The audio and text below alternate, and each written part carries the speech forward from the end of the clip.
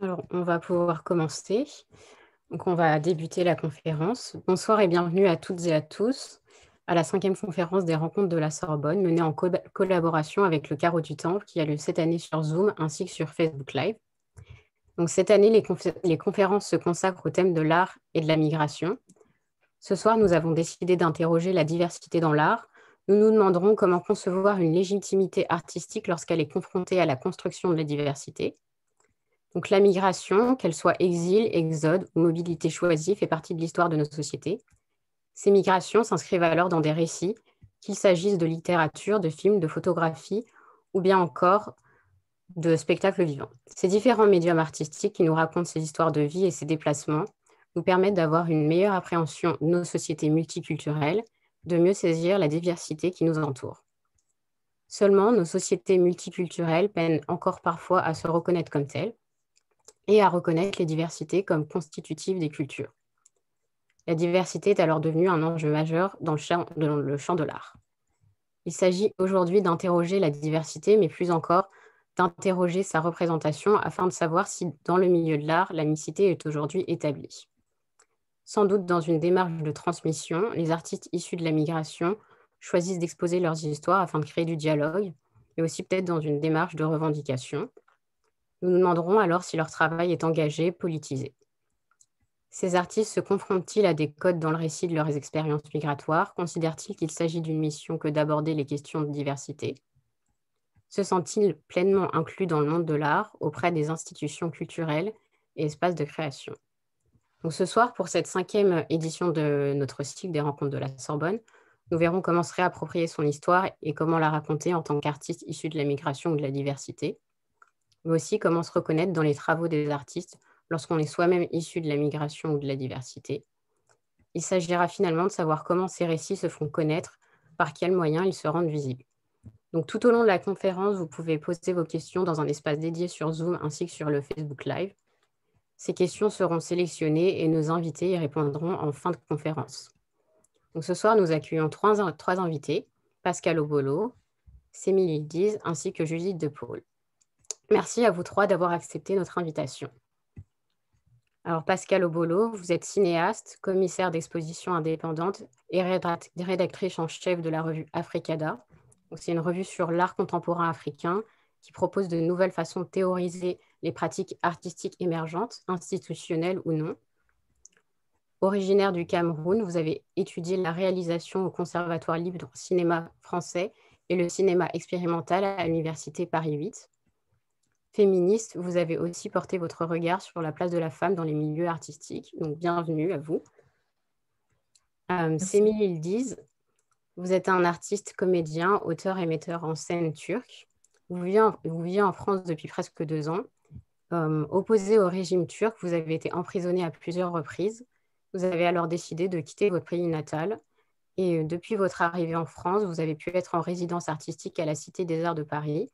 Et vous êtes aujourd'hui accompagné dans le développement de vos projets de création par les centres Les Récollets et Le Vent se lève. Oui. Vous êtes également monté sur scène avec La Troupe, une compagnie de théâtre issue du Good Chance Théâtre. Bienvenue. Merci. Judith De Paul, vous êtes la directrice et cofondatrice de l'Atelier des artistes en exil depuis 2017.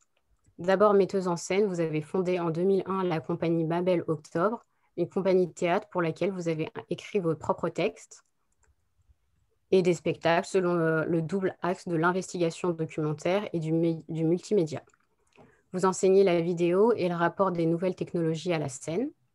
Lauréate de la Villa Médicis hors les murs et chevalière dans l'ordre des arts et des lettres, vous avez écrit une thèse sur le théâtre dans les camps staliniens à l'université de Nanterre. Bienvenue aussi. Bonjour. Donc, on va commencer la conférence et on va essayer du coup de comprendre vos parcours et votre activité dans le monde de l'art. Alors, Pascal Obolo, vous avez réalisé en 2006 un court-métrage, La femme invisible, qui traite de la question de la diversité. Donc, le personnage est une femme noire d'Alande qui va partir en quête de diversité dans les affiches de films dans les rues de Paris. Elle va peu à peu tomber dans un délire et frôler la folie. Donc, ce film, il montre bien la question de la représentation de la diversité comme un besoin essentiel, surtout pour les personnes issues de la migration et plus généralement issues de la diversité. Donc pour vous, aujourd'hui, en 2021, 15 ans après La femme invisible, comment diriez-vous que la représentation de la diversité a évolué dans le monde de l'art et de la culture?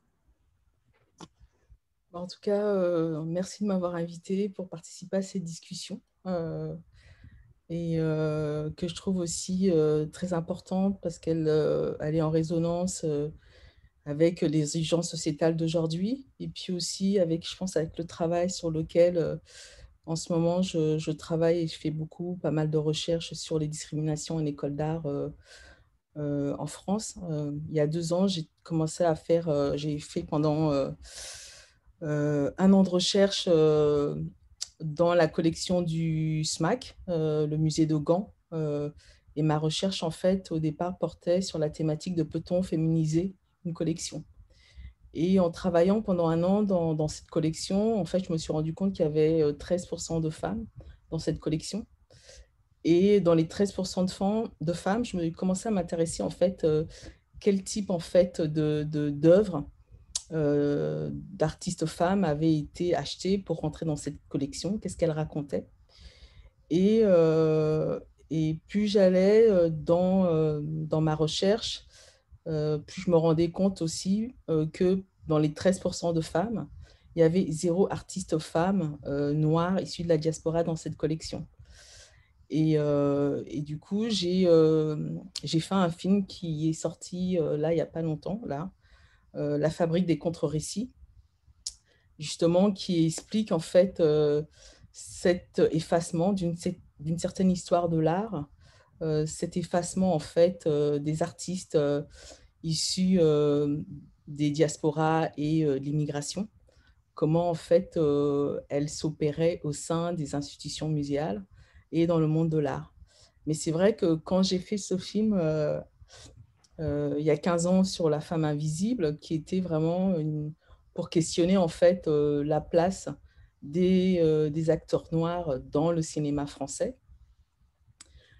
C'était aussi quelque part, comme pousser un cri en fait, mais en même temps pousser un cri, je dirais dans le vide. Parce que quand j'ai écrit en fait le scénario, j'ai été voir différents producteurs, qui la plupart m'ont dit qu'en fait, que j'étais dans une forme d'exagération, que dans le cinéma, français, on est plutôt ouvert à la diversité, et cetera.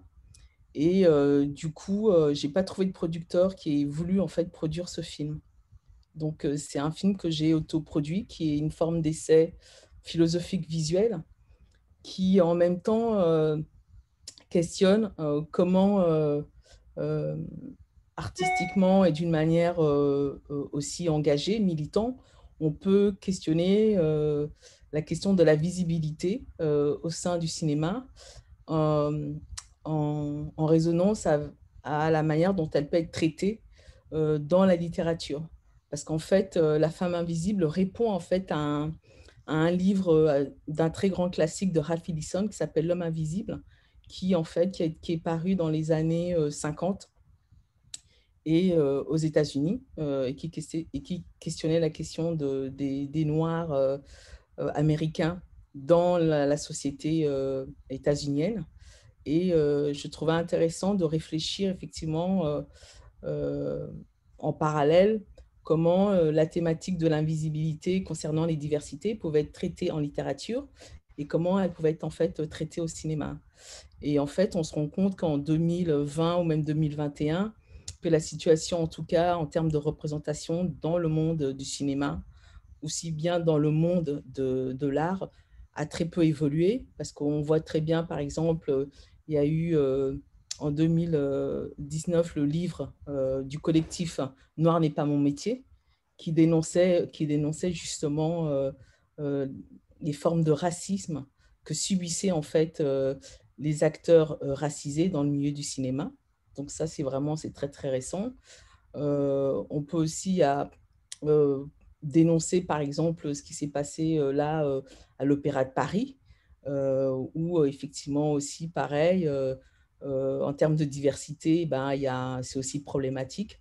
Il y a très peu d'artistes, dans le monde du classique, dans le monde de l'opéra. Et en plus, ça s'accompagne d'une forme de discrimination dans ces espaces culturels, dans ce monde de l'art d'aujourd'hui.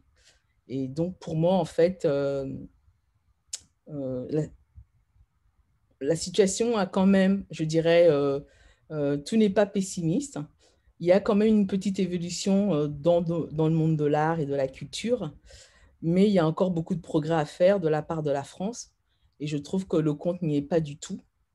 Même quand on voit, par exemple, avec aussi en 2018, avec la sortie du livre de Décoloniser les arts, avec l'association Décoloniser les arts qui se sont mobilisés aussi, c'était aussi pour questionner, dénoncer le manque de diversité dans le milieu, dans le monde du théâtre, et pas que, mais aussi dans le monde de l'art. Donc on est vraiment quelque part, euh, c'est quelque chose en tout cas ce questionnement, quand on dit la diversité dans l'art, conditionnement ou condition, moi j'ai envie de me poser la question de qu'entend-on par diversité?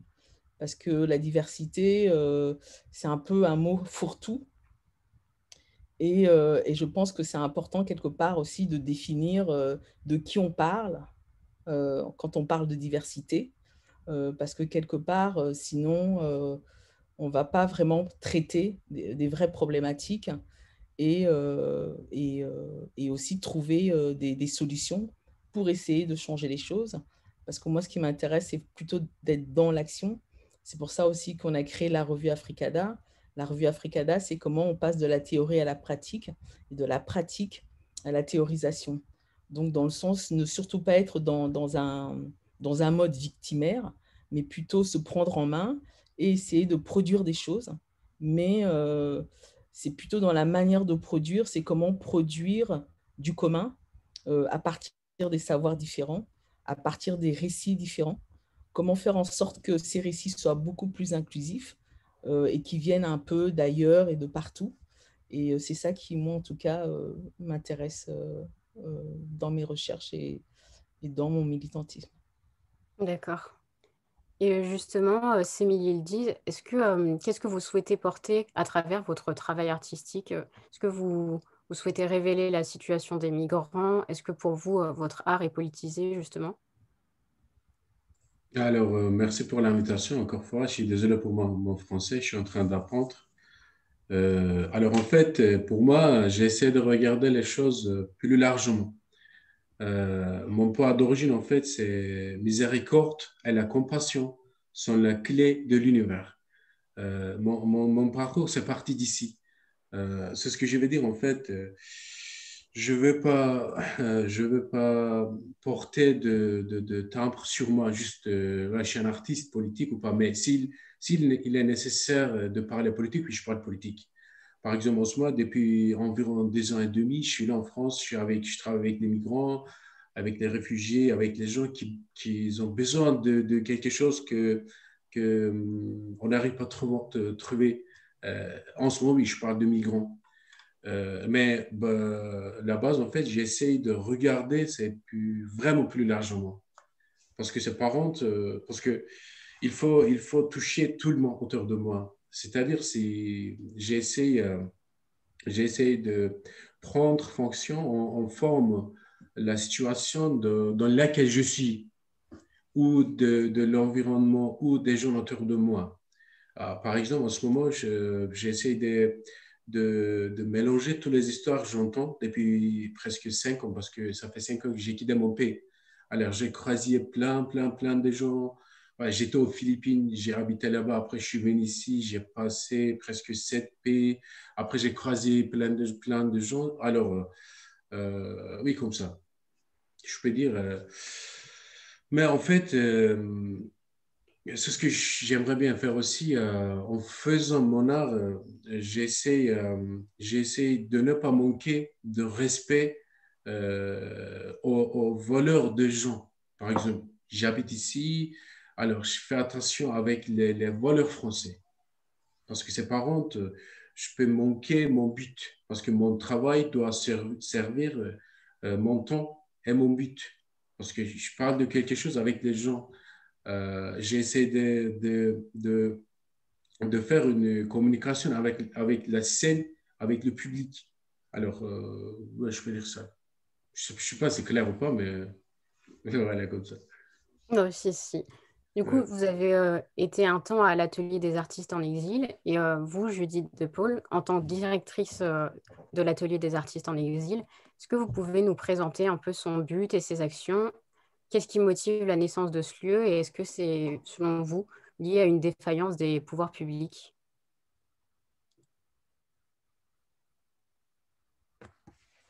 Ouais, on ne vous entend pas. Je ne sais pas si c'est lié à une défaillance des pouvoirs publics plus qu'à une situation peut-être qui s'est imposée de fait. En fait, en 2016, je dirigeais avec Ariel Sipel, avec qui j'ai fondé l'Atelier des artistes en exil, un lieu qui s'appelait Confluence, qui a disparu depuis, donc Confluence à Paris, pas à Lyon, qui était un lieu de plutôt un lieu d'engagement politique qui proposait à la fois un lieu d'exposition et un lieu de spectacle. Et dans cet espace, on s'est posé la question, notamment la question des migrants et des personnes qui étaient à la rue. Et donc, on a, à partir de septembre 2015, hébergé des Syriens dans le théâtre en faisant ce pari et en se disant que peut-être que tous les lieux culturels pouvaient ouvrir leurs lieux à des migrants et que peut-être au moins ça pourrait endiguer la question des personnes à la rue. Et puis ensuite, on a organisé un festival qui s'appelait Péril Syrie.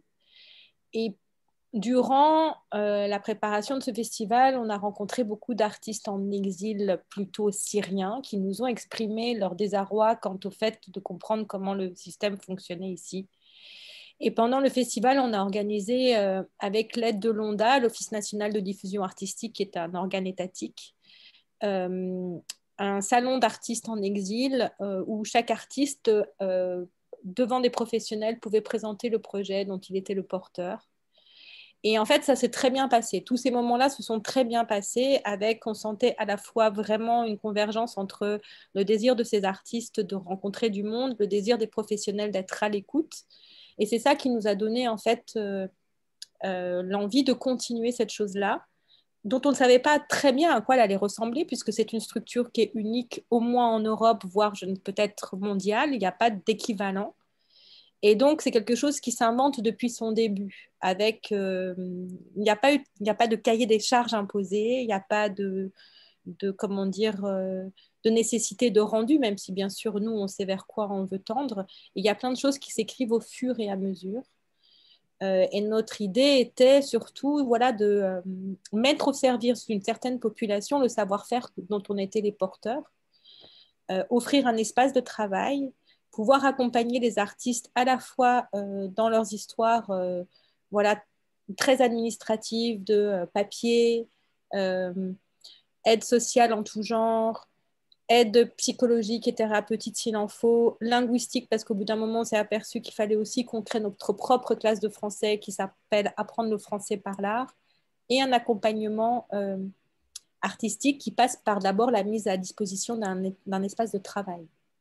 L'idée, c'était comment donner les moyens à des personnes qui viennent d'arriver sur le territoire français, qui ont fait le choix ou qui ont été contraints à l'exil, de pouvoir essayer de recommencer leur pratique et petit à petit de se restructurer, professionnellement parlant. Voilà, en sachant qu'on n'a pas du tout de la même façon, comme on est multidisciplinaire, c'est aussi bien la danse, le théâtre, les arts plastiques, la vidéo, le stylisme, la musique, l'architecture, la littérature. On n'aide évidemment pas de la même façon les personnes en fonction du médium voilà, qui est le leur. Et on n'aide absolument pas de la même façon quelqu'un qui serait en début de parcours, comme quelqu'un qui se sait qui va être artiste, mais que, par exemple, il aimerait bien passer par une école, que quelqu'un qui a déjà derrière lui 20, 30, 40 ans de carrière. Donc, on est dans un système où on essaye d'individualiser autant que faire se peut l'accompagnement qu'on va pouvoir prodiguer à l'artiste qu'on rencontre. D'accord, merci. Alors, du coup, assurer la diversité, c'est devenu un peu, même si la diversité, comme on l'a dit, comme vous l'avez dit, Madame Bolo, c'est un peu vague comme terme. c'est que ça reste quand même l'assurer, c'est une des tâches du monde de la culture, et surtout depuis l'émergence des cultural studies. Et en conséquence, on a vu se développer un phénomène, le tokenisme. Donc le tokenisme, c'est une pratique consistant à faire des efforts symboliques d'inclusion vis-à-vis de groupes minoritaires dans le but d'échapper aux accusations de discrimination. Donc on parle aussi de quotas ethniques.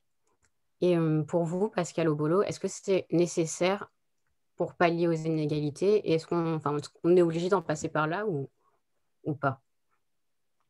Est-ce qu'au XXIe siècle, on est obligé de passer par le système des quotas ou pas? Mm. C'est ça, en fait. Oui. Au XXIe siècle, en France, je pense qu'il serait peut-être temps aussi de passer au système des quotas. En tout cas, moi, je suis pour le système des quotas en France. Parce qu'en fait, on nous a longtemps expliqué que en fait, il fallait laisser faire le temps, il fallait laisser le temps au temps, il fallait que les gens s'habituent quand même à voir des artistes issus de la diversité dans le monde du cinéma, du théâtre, de l'art contemporain, etc. Et je me dis quand même au XXIe siècle, il serait peut-être temps d'essayer autre chose.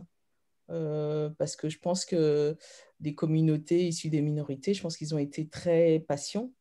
Et du coup, je me dis quand même, s'il n'y a pas une vraie volonté politique, s'il n'y a pas une vraie volonté aussi des gens qui dirigent des institutions pour inclure plus de diversité dans leurs espaces, je ne vois pas comment on va transformer le monde de la culture.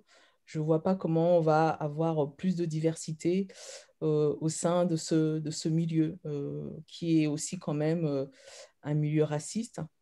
Euh, je constate qu'il y a il y a un intérêt grandissant actuellement sur des artistes issus des minorités, mais ça reste quand même, c'est-à-dire qu'il y a un intérêt pour le corps sujet, pour le corps objet.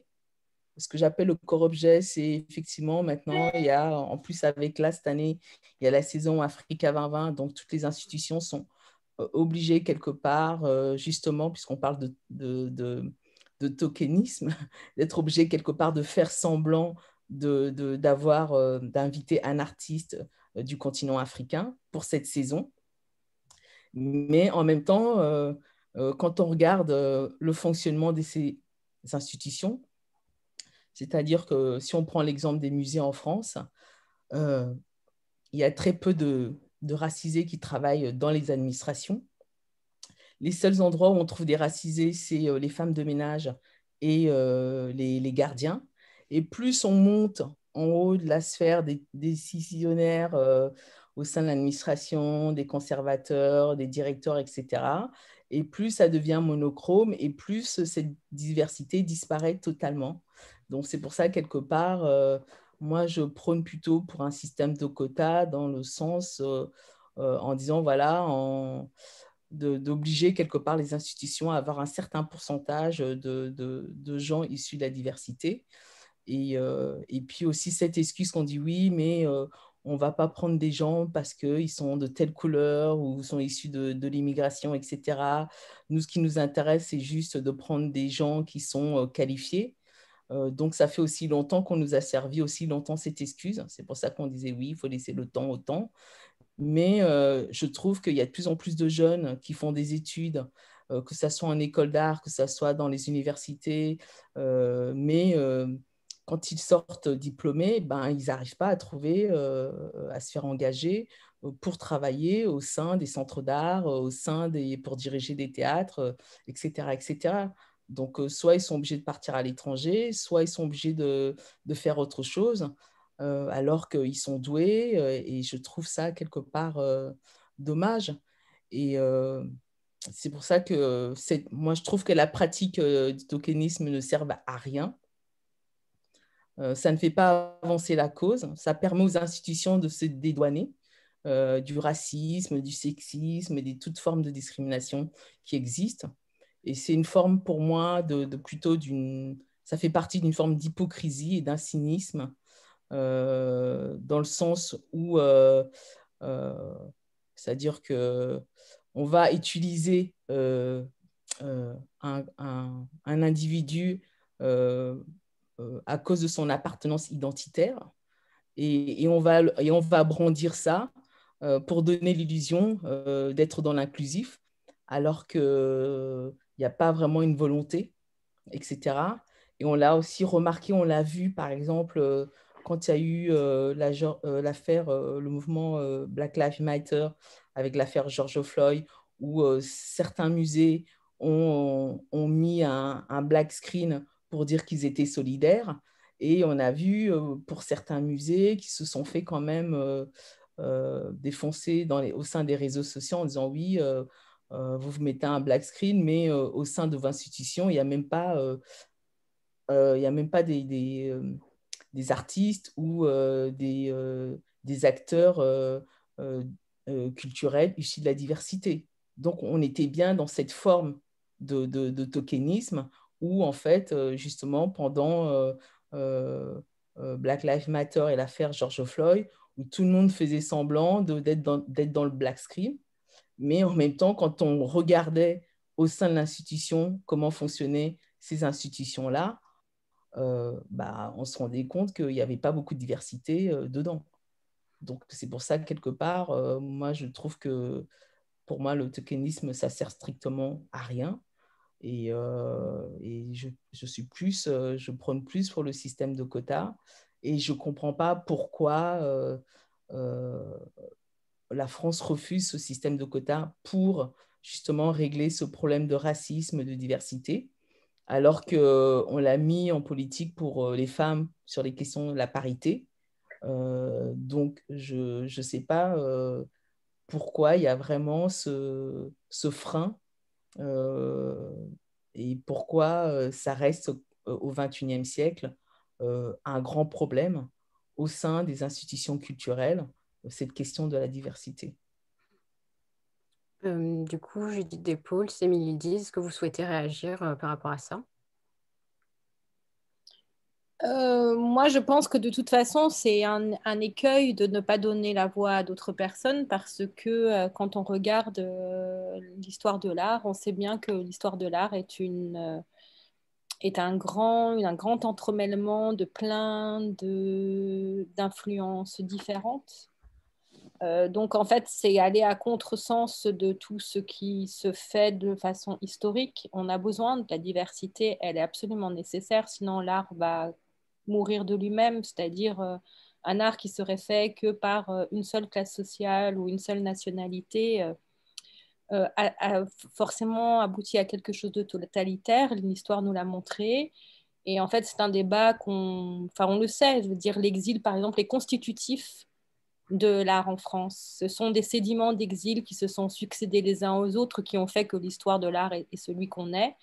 Et c'était assez intéressant de regarder au moment où il y a des travaux devant Beaubourg, de regarder les portraits des artistes qui étaient affichés. Il n'y en avait pas beaucoup qui étaient nés en France.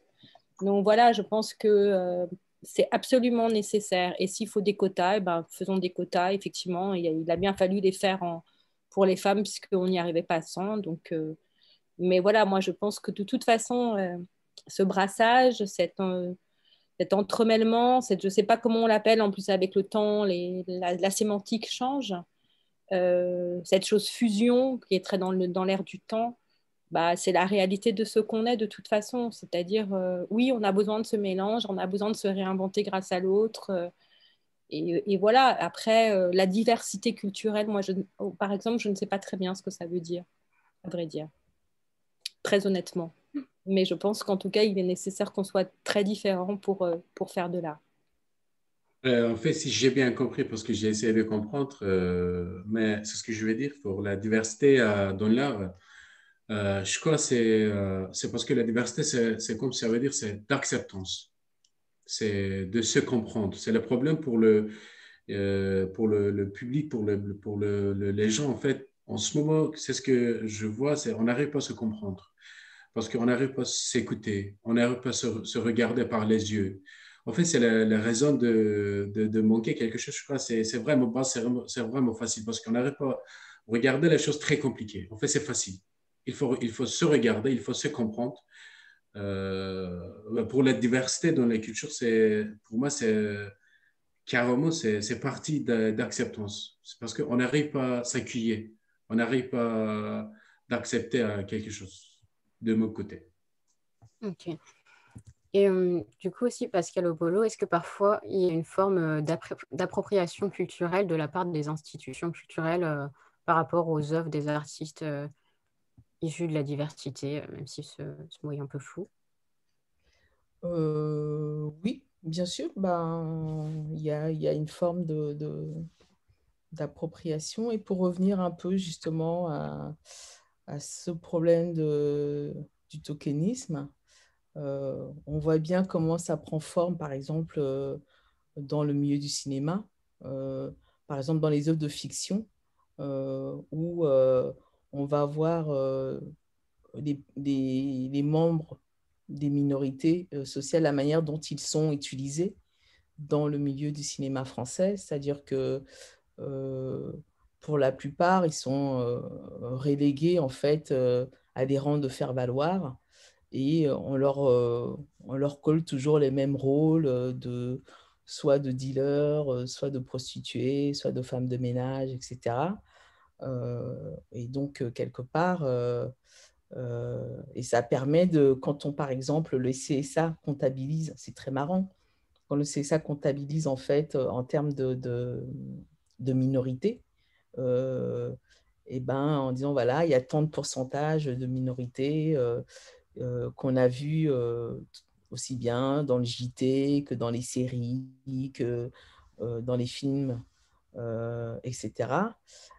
Bah, en fait, on compte très mal parce qu'en fait, si c'est pour représenter les minorités d'une façon toujours dégradante, je ne vois pas trop l'intérêt parce qu'en fait, on les réduit et on les classe, en fait, ils sont enfermés dans une identité où c'est difficile pour eux de pouvoir la casser pour pouvoir, en fait, juste dire qu'ils sont des êtres humains et qu'ils peuvent être autre chose que juste des dealers, des femmes de ménage ou des migrants. Je parle de la fiction dans le milieu du cinéma. Et en ce qui concerne dans le monde de l'art, comme on n'a pas tellement envie de travailler avec des commissaires racisés, etc., ou je dirais des militants ou des intellectuels, des penseurs issus de la diversité. Donc, ce qu'on fait, c'est effectivement en disant, voilà, il y a telle thématique qui est à la mode, donc l'institution va quelque part se réapproprier la thématique, mais va le faire sans les concerner. Et du coup, cette question effectivement de l'appropriation culturelle est problématique vraiment en France parce les institutions n'arrivent pas à, à comprendre en quoi c'est important aujourd'hui de produire du commun. Produire du commun, c'est-à-dire c'est produire ensemble. C'est-à-dire que, par exemple, moi je me rappelle, il y avait eu un événement au Centre Pompidou qui était sur les migrants, qui m'avait vraiment choquée. C'était sur 3 jours. Et en fait, on avait invité des artistes français qui avaient travaillé à Calais et qui venaient parler sur les migrants, alors que dans la salle, on avait en même temps il y avait des associations de migrants, je crois même de mineurs qui étaient venus, etc. Mais on ne leur avait pas donné la parole, soi-disant que c'est parce qu'ils n'avaient pas eu assez d'argent pour pouvoir payer en fait un traducteur ou des traducteurs pour qu'ils puissent s'exprimer, du coup, qu'on puisse en fait les comprendre. Et ce qui n'était pas, c'était un faux prétexte, etc. Donc, dans les institutions françaises, on a souvent l'habitude de parler à la place de l'autre, sans l'autre, sur l'autre, et on l'invite, cet autre, à venir écouter ce qu'on dit sur lui. Et ça, c'est vraiment quelque chose qui est très franco-français, parce que dans les autres pays, moi je vois avec lesquels je travaille, au contraire, on fait vachement plus attention aujourd'hui à être dans cette co-construction justement à, à se dire, voilà, en termes d'alliés, je vais laisser euh, mon espace à cet autre qui est invisibilisé, qu'on n'entend jamais, et que ça serait important que, quelque part, on puisse ensemble coécrire, penser le monde dans lequel on vit aujourd'hui ensemble. Et donc, c'est pour ça aussi que ça m'intéresse aussi je travaille sur les questions d'écriture située, euh, parce que ça, pour moi, c'est important de se battre pour rendre la parole concernée, pour rendre aussi visible les concernés, cet autre dont on parle souvent à sa place. D'accord. Et du coup, Sémiludi, justement, comment vous ressentez l'accueil de votre travail artistique par le public et par les professionnels du monde de l'art? En fait, je dirais dire que j'ai eu des retours positifs jusqu'à présent. Bah, j'ai jamais pensé pourquoi, mais je crois que j'essaie de faire quelque chose. En fait, je rivalise avec moi-même toujours. J'essaie de créer quelque chose de différent qu'avant. Aussi, il peut être intéressé parce que j'offre aux gens ce dont ils ont besoin à voir, non parce qu'ils veulent voir quelque chose. C'est parce qu'il y a la vérité, parce qu'il faut s'amuser toujours sur les scènes. On a besoin de s'amuser en regardant, mais aussi il faut regarder, il faut voir quelque chose. Je crois pour le public, j'essaie de faire une communication, de se comprendre, de se voir, de se sentir, de se ressentir. Pour le public, je crois que ça marche. Jusqu'à présent, en fait, ça a marché bien. Pour le professionnel, je crois que pour moi, j'avais 18 ans, 19 ans, je ne suis pas sûr, mais j'ai accepté il y aura toujours des problèmes, c'est sûr. C'est racisme, il y a d'autres problèmes, il y a plein de problèmes. C'est pour ça que j'ai décidé, oh là, alors, il y aura des problèmes. Il faut trouver les solutions. Pour le professionnel, pour moi, en fait, toujours se concentrer sur les solutions.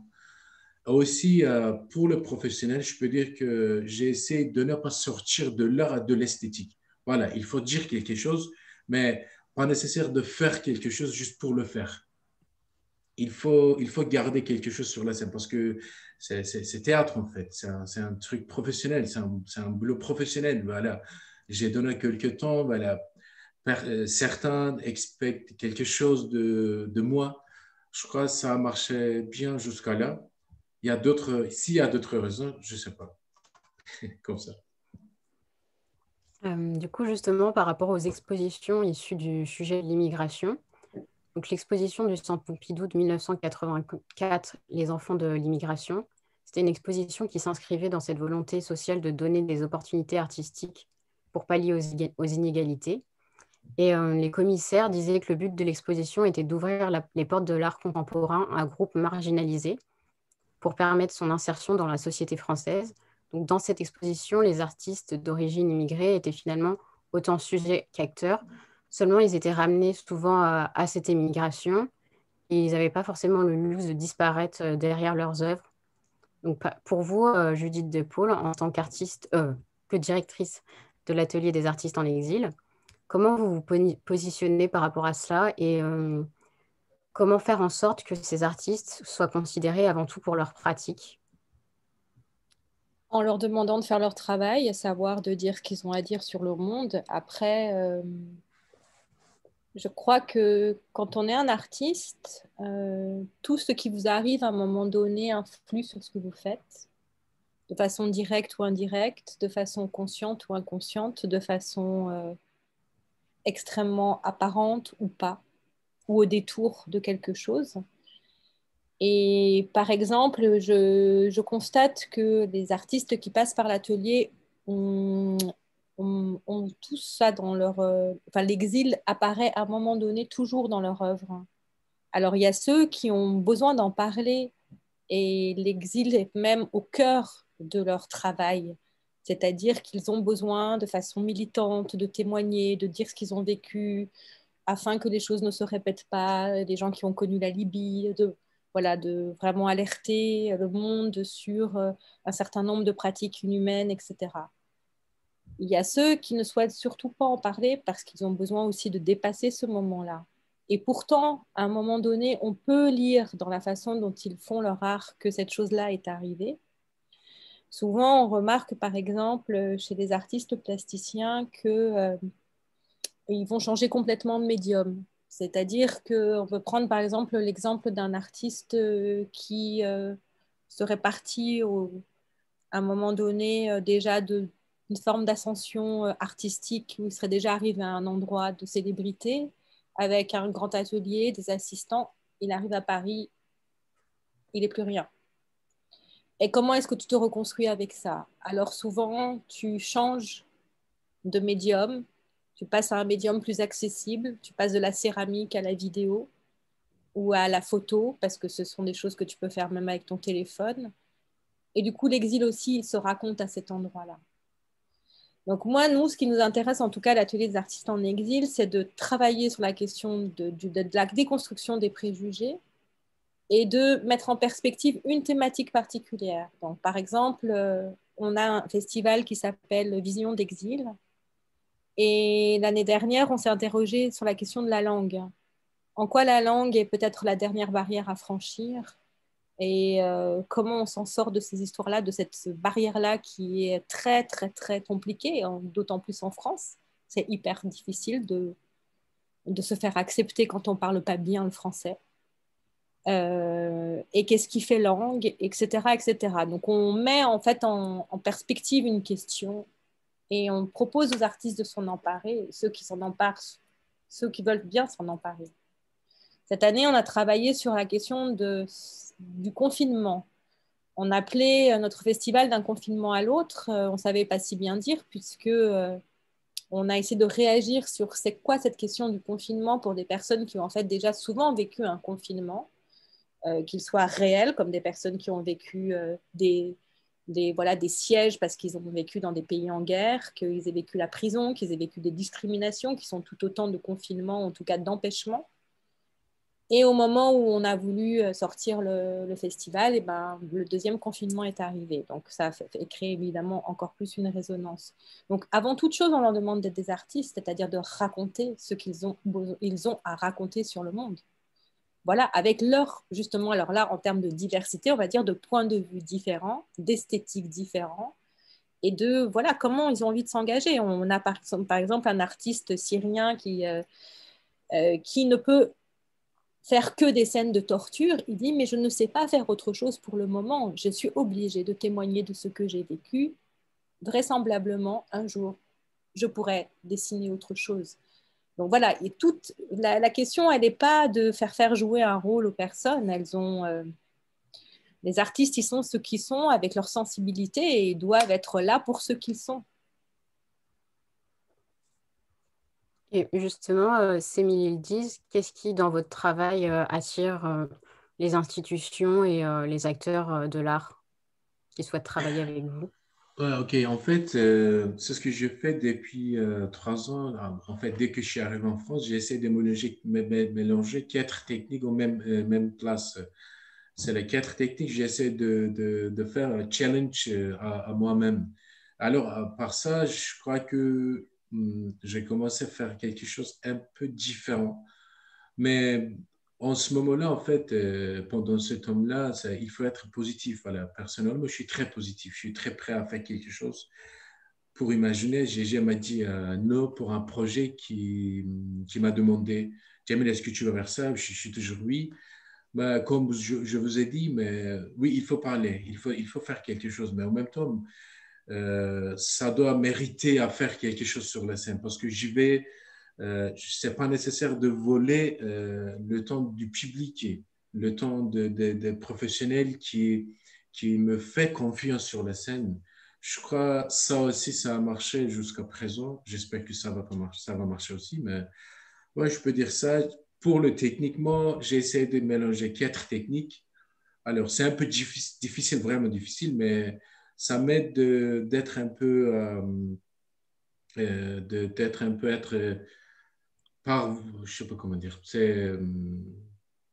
je peux me monter à quelqu'un facilement. Voilà, ah, c'est différent, mais en fait, c'est un peu, en mangeant, tu vois, si tu goûtes, si vous goûtez différent, pas bien ou pas bon, on ne sait pas, mais si c'est différent, toujours c'est intéressant.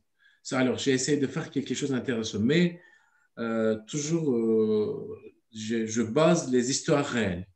Parce que je viens de finir troisième livre que j'ai écrit. Alors, c'est-à-dire presque j'ai 400 histoires. 400 histoires réelles. C'est-à-dire, c'est comme, je ne veux pas dire, mais c'est comme paradis pour un auteur ou comédien ou metteur en scène. Mais c'est les histoires réelles. Alors, ça m'aide trop de monter quelque chose, spécialement pour les professionnels, pour les institutions, parce que il faut voir quelque chose de différent. Voilà, il y a des problèmes, il y a des solutions, mais comment on peut s'expliquer? Comment on peut le montrer en fait pour les gens? Si c'est différent, alors on peut parler plus force, avec de plus force, je veux dire en fait. Je crois que ça marche aussi. D'accord, merci. Je vous en prie. Du coup, Pascal Ovolo, vis-à-vis des médias, quand vous êtes invité à parler de votre art, est-ce que vous ressentez parfois une forme d'ostracisation par rapport à votre position, ou est-ce que vous vous sentez mis en vedette pour ce que vous représentez? Est-ce que vous vous sentez un peu utilisé? Est-ce que vous ressentez aussi une responsabilité, voire une pression quand on vous demande de prendre la parole sur justement ces sujets de diversité culturelle? Euh, En fait, moi, je me sens pas... comment je pourrais dire ça? En tout cas, quand je suis invitée à parler euh, de ces problématiques-là, euh, moi, j'ai du mal, en fait, à dissocier, euh, de me dissocier en tant que militante et en même temps en tant que, en tant qu'artiste, dans le sens où ce qui me motive, en fait, dans, dans les, dans les choses, dans les événements que je fais ou que je produis, c'est c'est ce militantisme-là. C'est là où je puise en fait mon énergie pour créer. C'est là où je puise ma force pour me lever et faire des choses chaque matin.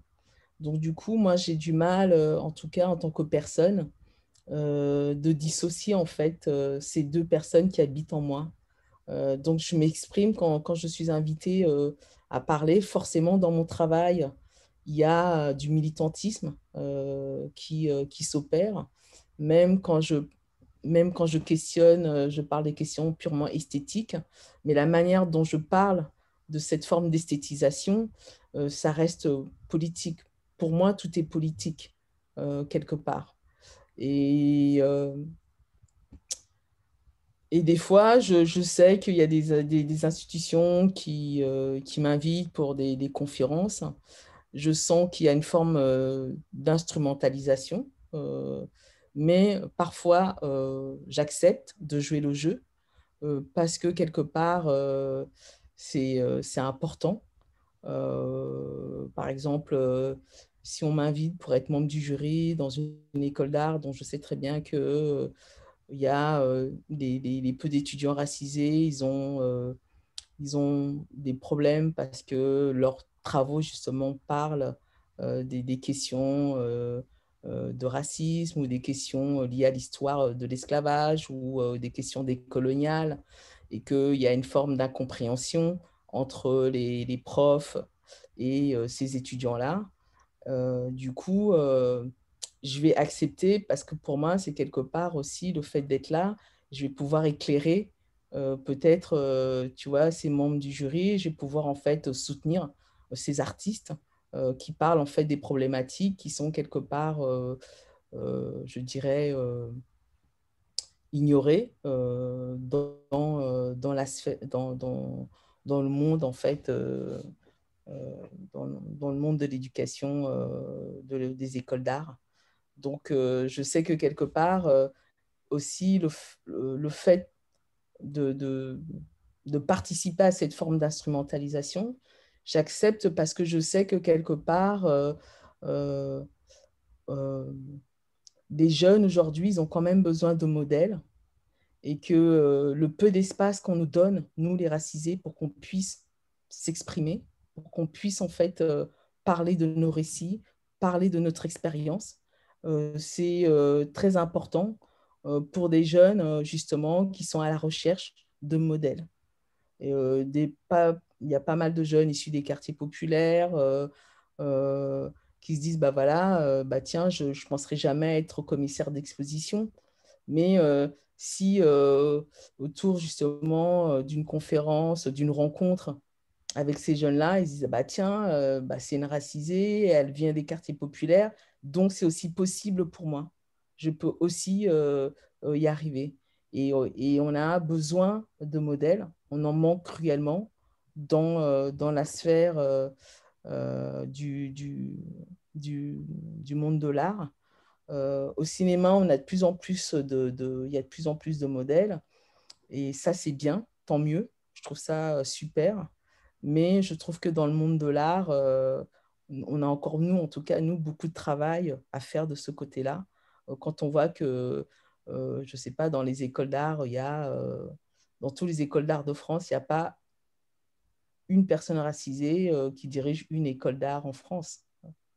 Tu vois, ça, voilà. Euh, Si on fait combien de pourcentage de profs racisés qu'il y a dans les écoles d'art, il n'y en a pas beaucoup. C'est très, très, très, très peu. Quand on regarde combien de personnes dirigent des établissements culturels, des centres d'art ou des musées qui sont racisés, pareil, il y en a très, très, très peu, ou je dirais même pratiquement pas. Donc, ça reste problématique quelque part. Donc, quand il n'y a pas de modèle, on se dit, bah, c'est pas pour nous. Même si on a les diplômes, etc., etc., il y a une forme de racisme systémique, structurel, au sein de nos institutions qui empêche l'évolution de cette diversité. Donc, quelque part, c'est pour ça que des fois, quand des institutions m'invitent à aller parler, je n'ai pas forcément envie, je sais que c'est une forme d'instrumentalisation, j'accepte quand même d'y aller euh, parce que c'est pour cette raison-là. D'accord. Et justement, ces mille ils disent, est-ce que vous aussi, vous ressentez une responsabilité ou même une pression quand vous avez la parole? Pardon, je n'ai pas compris la question, en fait, désolé. Justement, vous aussi, est-ce que vous ressentez une responsabilité ou même une pression quand vous prenez la parole? Oui, pas, en fait, pas pression, mais oui, responsabilité, parce que si je vais donner un exemple, j'étais une réunion, en fait, et il y a un ami qui m'a demandé le théâtre a interdit dans l'islam ou pas. Voilà, si vous imaginez qu'il ne savait pas que. Après, on a pris des discussions longues, on a parlé. Oui, après ça, je pensais que voilà, il faut faire attention, il faut prendre quelques responsabilités. Je ne sais pas, voilà, je vois pas que, je sais pas, un exemple bon, mais non, il faut m'améliorer, mais oui, je prends les responsabilités parce que, comme un Turc, environ il y a 1 million de Turcs en France. Comme ma religion, il faut montrer quelque chose. Après, j'ai pensé, je peux dire que j'ai pris un peu responsabilité à faire quelque chose, oui. Mais pas la pression, parce que je crois que la pression, c'est pas un mot sympa de créer quelque chose. C'est pour ça que je prends les responsabilités, pas la pression. Oui, merci. Et du coup, est-ce que pour vous, le rôle de l'artiste de nos jours, ça doit être d'utiliser son pouvoir d'expression pour s'engager et prendre position politiquement? Ah oui, bien sûr, oui. Parce que comme un artiste, comme je vous ai dit, mais je ne suis pas un artiste politique. Mon travail n'est pas politisé, mais s'il est nécessaire, il faut. En fait, c'est la phrase, en fait, il faut. Si il faut, il faut. Parce que comme les artistes, on doit, comme Madame Obolo elle a dit, c'est les générations futures, ils ont besoin d'un exemple, de voir quelque chose clairement. Par exemple, je suis un migrant, voilà, je suis là depuis 13 ans, voilà, par hasard, je peux être un exemple pour quelqu'un que je ne connais pas. Ben, si j'ai besoin de parler politique, il faut parler politique. Parce que comme il y a un acteur qui est décédé en Turquie, il a dit que chaque artiste doit être militant. N'importe quel endroit, n'importe quelle raison. De mon côté, en fait, pas nécessaire d'être militant, de contre toutes les choses, mais il faut. S'il faut, oui. Mais s'il ne faut pas, non. Alors, Judith Despaul, pensez-vous qu'il est possible de briser les hiérarchies sociales en soutenant justement des projets artistiques et culturels? Et quelles sont les limites de cette stratégie? Il n'y a pas de limite de cette stratégie, si ce n'est la non-écoute des personnes qui sont en face, le racisme, le sexisme, la discrimination. Mais sinon, et je pense que ça va dans le sens de tout ce qui a été dit, plus on fera de projets culturels à tous les endroits, pour tous les publics, dans tous les territoires, avec une offre très diverse, plus les personnes se reconnaîtront et accéderont à cette culture et moins peut-être on subira le racisme, la discrimination et le sexisme. Je pense que c'est vraiment le rôle de l'art et que le rôle de l'art était éminemment politique et que c'est bien ce qui nous reste aujourd'hui pour essayer de faire avancer les choses et peut-être de les remettre un peu en ordre de marche. En tout cas, c'est l'endroit où on peut penser, c'est l'endroit où on peut avoir une liberté d'expression et c'est très important et c'est absolument nécessaire d'entendre ces visions du monde qui parfois sont très fortes, très intransigeantes, voilà, qui disent des choses pas forcément très faciles à entendre, mais je pense qu'elles sont absolument nécessaires. Il y a certains artistes, comme le groupe Voina, qui est un groupe d'artistes activistes russes, qui pensent que il n'y a que les artistes qui sont en capacité de faire de la politique. Et justement, c'était Sémiludise. Vous avez un de vos spectacles qui fait référence au droit culturel. Est-ce que vous pourriez nous parler de ce spectacle et qu'est-ce que c'est le droit culturel pour vous? Ok. Je me rappelle pas bien parce que ça fait presque 2 ans, mais c'était un festival de migrants à Reims, je sais pas comment, Reims, oui, Oui. Reims, oui. C'était un festival de migrants, voilà. On a eu une discussion avec mes amis, avec Goutchens Théâtre. Alors, on a dit que, parce qu'en fait, le droit culturel pour moi, c'est, c'est, c'est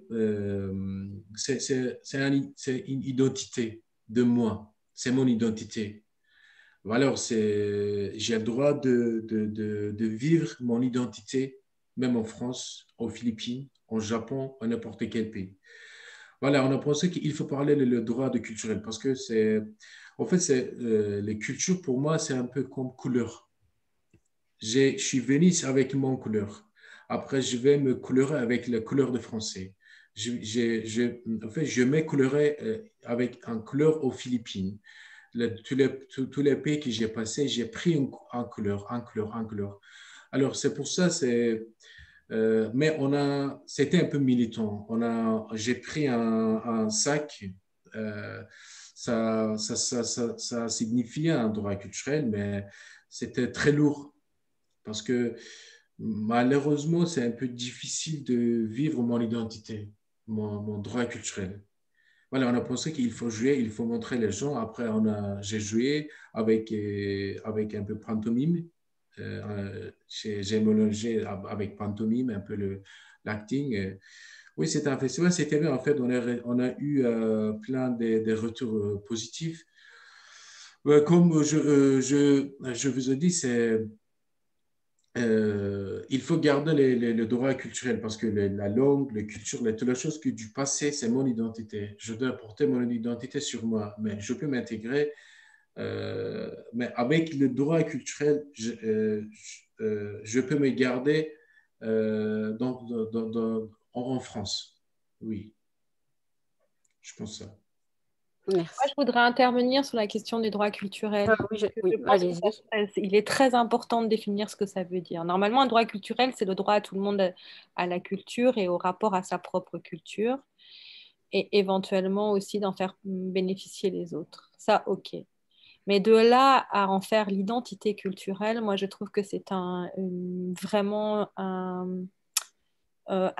comment dire, une notion extrêmement complexe et qui va exactement à l'encontre de tout ce qu'on a essayé de dire depuis le début de ce débat.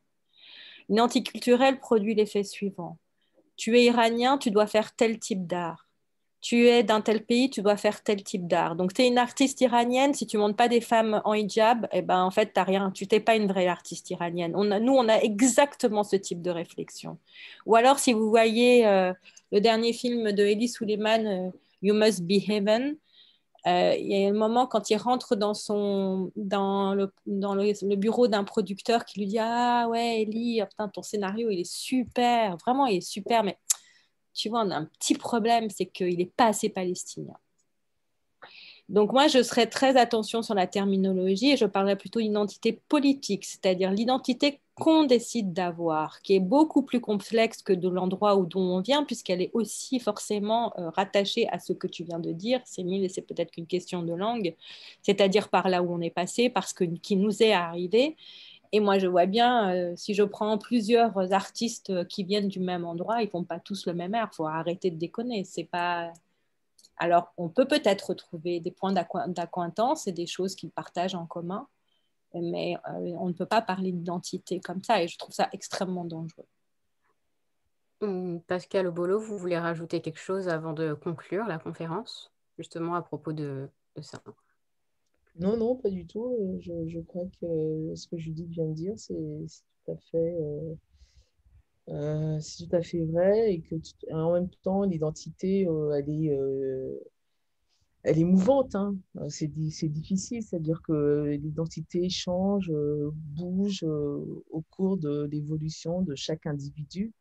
Donc, forcément, je pense que c'est plus les politiques qui ont une définition d'une identité figée, mais le reste de la société et encore plus les artistes, au contraire, on est plus dans se dire on est nourri de plusieurs cultures et donc des cultures métissées qui viennent de partout et qui fait qu'on est des êtres avec une identité plurielle et mouvante.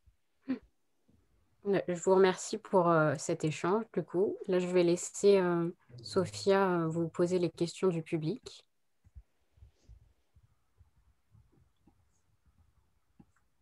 Bonsoir.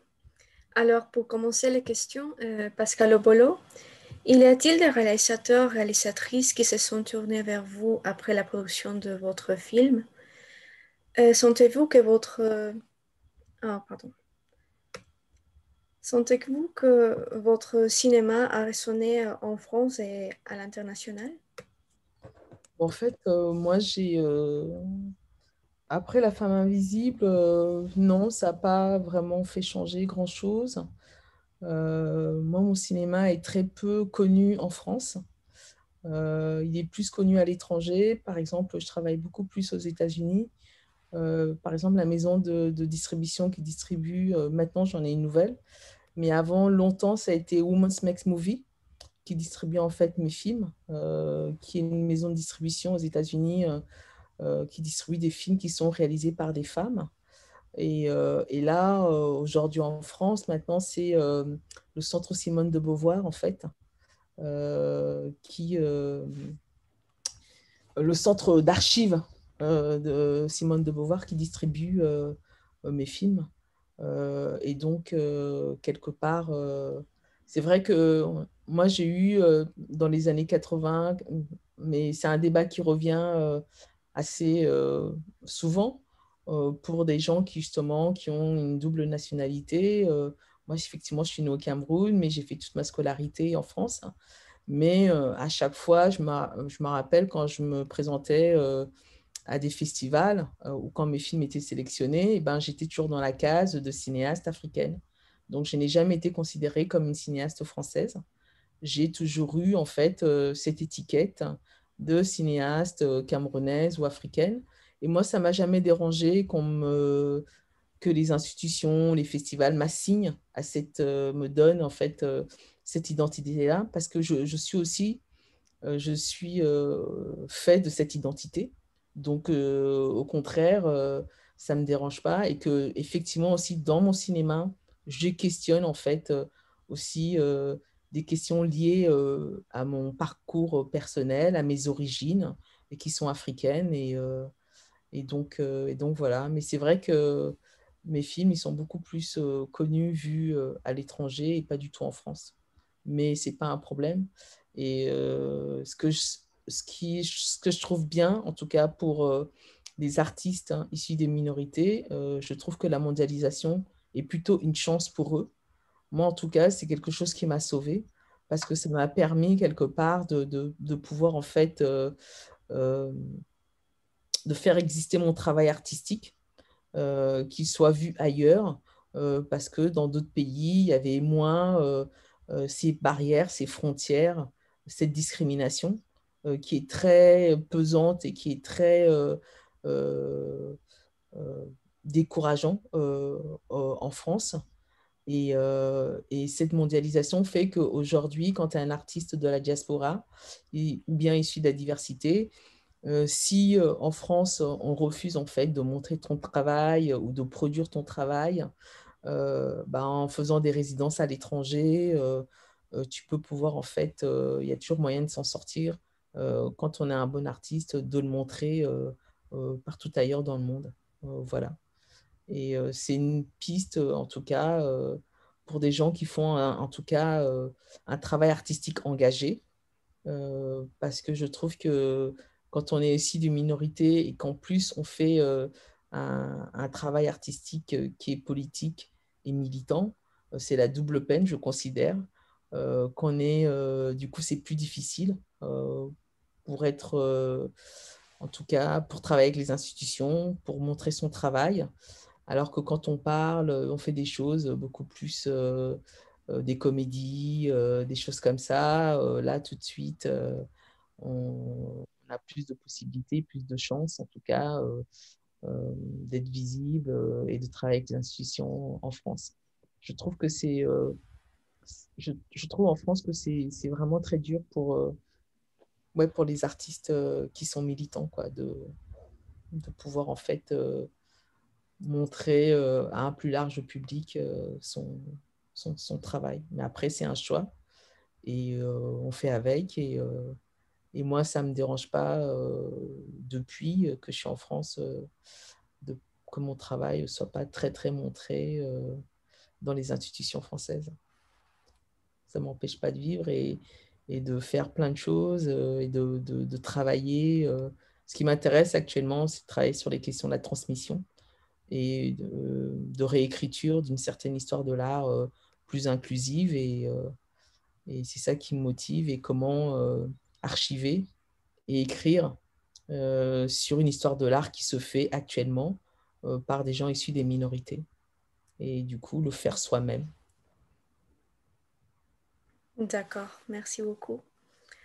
Judith de Paul, recevez-vous un soutien financier de la part des institutions, des associations ou d'autres pour mener à bien vos projets au sein de l'atelier des artistes en exil?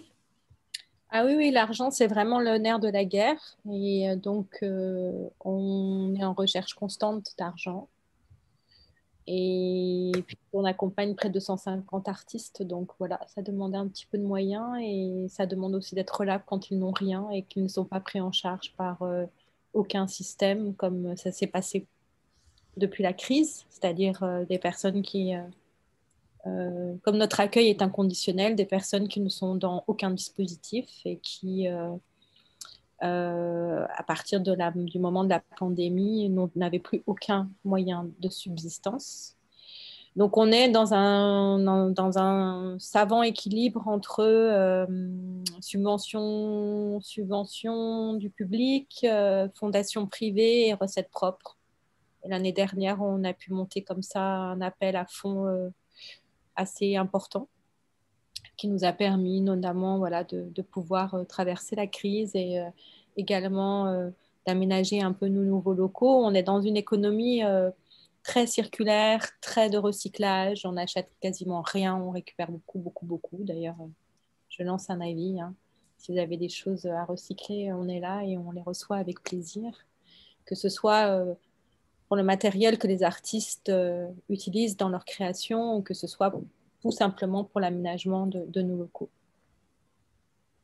D'accord. Et toujours pour vous, oui, bien sûr. Oui. Judith, quel type de matériel vous recherchez pour les... Ouais. On recherche évidemment du matériel pour les arts plastiques, qui est un matériel ultra coûteux. Voilà, et donc de la peinture, des toiles, de tout ce qu'on peut faire pour faire de l'art plastique. Mais aussi tout ce qui va être matière première, comme du bois, du métal, de la terre, voilà.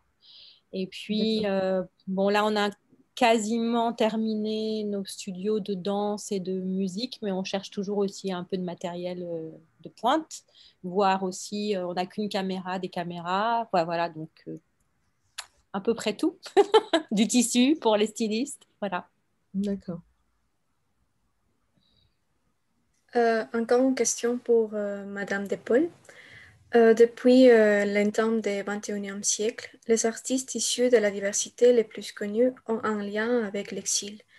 Soit-ils ont l'étiquette d'exilé, soit ils abordent cette thématique de l'exil. Est-ce la voie ultime pour les artistes issus de la diversité? J'ai pas de réponse à ça, à vrai dire. Moi, j'ai pas réfléchi du tout en ces termes-là quand j'ai monté cette association. J'ai essayé de répondre à ma façon à une situation d'urgence. Et quand on m'a dit, mais pourquoi tu t'occupes que des artistes? Je me suis dit, mais je vous en prie, vous pouvez le faire pour tous les corps de métier. Moi, je le fais à l'endroit qui est le mien, que je connais, étant moi-même metteuse en scène. Voilà, j'ai une grande expérience. J'ai été syndicaliste. Il y a un certain nombre de choses que je connais. Je me suis aussi occupée de la parité, de ce genre de choses, voilà. Mais est-ce que c'est le seul prisme qui convient aux artistes de la diversité? Non, je pense pas. Je ne crois pas. Je pense que peut-être que la personne qui a posé cette question a l'impression de ça. En tout cas, il est très clair que si on reprend l'histoire avec toutes les vagues d'immigration, on retrouve évidemment absolument de façon historique un certain nombre de grands artistes qui ont compté, qui sont liés à ces déplacements. On commence par les ballets russes au début du siècle, qui sont des gens qui fuient la Révolution. On prend ensuite Picasso pendant la guerre civile espagnole, etc. Et on déroule toute l'histoire. Donc il y a évidemment quelque chose qui est lié à ces histoires-là et qui sont liées aussi aux grands accidents et traumatismes de ce monde qui font qu'à un moment donné, les gens se déplacent. Et c'est parce qu'ils se déplacent et parce qu'ils se mélangent aux autres que tout d'un coup, quelque chose d'autre se crée. Et ça, je pense que le déplacement est absolument nécessaire et que nous, en Europe, comme on ne se déplace plus, on a absolument besoin de personnes qui viennent nous déplacer un petit peu. Ok, merci beaucoup. Semil Yildiz, vous êtes passé par l'atelier des artistes en exil. En quoi cette expérience vous a accompagné dans votre arrivée en France? Oui, j'ai passé par la télé des artistes en exil. Grâce à eux, j'ai croisé certains artistes aussi. On a travaillé sur un petit projet ensemble avec quatre artistes africains. Ben voilà, par exemple, c'était une différente expérience pour moi que j'ai travaillé avec quatre différents artistes, c'est-à-dire c'est quatre différentes cultures, quatre différentes personnalités. C'était bien, mais ouais, comme ça. D'accord. Je vous en prie. Et juste une dernière question pour Pascal Obolo. Vous dites accepter de jouer le jeu de l'instrumentalisation, de votre militantisme pour servir de modèle notamment. Comment éviter de ne pas être utilisé, de voir sa parole utilisée à des fins bien pensantes? En fait, c'est difficile en tout cas pour ma part parce que j'ai l'impression que j'ai plutôt le retour que j'ai plutôt une parole très franche, limite radicale. Donc, du coup, je pense que ça n'intéresse pas vraiment beaucoup les institutions de récupérer en fait cette parole-là, parce que ce qui les intéresse, c'est de récupérer, je pense, des gens racisés qui ont une parole qui les conforte en fait dans leur façon de faire, dans leur façon de hiérarchiser en fait les choses, de hiérarchiser une certaine histoire. Et moi, j'appellerais plutôt, je serais plutôt dans une forme d'infiltration. Comment s'infiltrer en fait dans ces espaces-là pour pouvoir en fait converser. Moi, je pense qu'il est quand même important de continuer à dialoguer avec des gens dont on ne pense pas forcément la même chose pour faire avancer les choses. Et que on serait plutôt, moi je dirais, ma pratique, elle serait plutôt en mode, ouais, infiltration, marronnage, pour pouvoir en fait essayer en tout cas, d'entamer, je dirais, un dialogue, parce que c'est très, très dur. On n'est pas non plus naïf de faire changer en fait ces institutions-là en ce qui concerne les problématiques liées aux diversités. Mais moi, je pense que, en tout cas, qu'il est important de continuer, d'avoir un dialogue, en tout cas, avec ces institutions. Parce que ce qui est important, c'est de se dire comment aussi, à partir des savoirs différents, des connaissances différentes, comment à partir de ça, on va pouvoir en fait produire un savoir commun.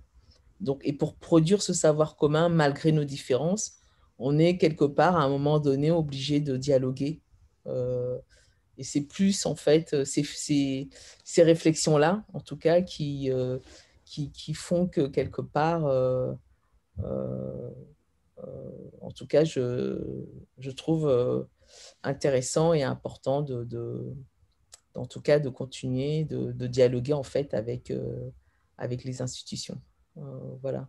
Mais c'est vrai que pour moi, il y a longtemps que le centre ne se trouve plus dans les institutions, que ça, c'est plutôt ce centre s'est déplacé et que là où, en tout cas, on crée en fait des nouvelles pratiques artistiques, où on questionne, on se remet en question, on propose des nouvelles façons de théoriser sur l'art, où on propose en fait des nouveaux récits, c'est plutôt dans les périphériques. Et pour moi, les centres d'aujourd'hui et de demain se trouvent à la périphérique et non pas au sein des institutions.